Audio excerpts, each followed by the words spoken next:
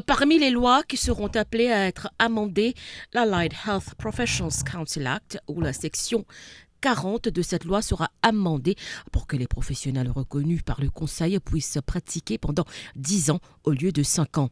La Bank of Mauritius Act, cette loi sera amendée pour permettre le transfert de l'argent du Special Reserve Fund avec l'accord du Conseil d'administration de la Banque de Maurice au General Reserve Fund ou pour appliquer la politique monétaire. L'amendement de la Civil Status Act est aussi prévu avec des changements sur l'adoption des enfants. La Consumer Protection Act sera amendée afin de rendre la sanction plus sévère pour le non-respect de l'affichage de prix, une amende qui ne dépasse pas 300 000 roupies. Elle passera à 500 000 roupies au maximum alors que la peine d'emprisonnement changera de 5 à 7 ans au maximum.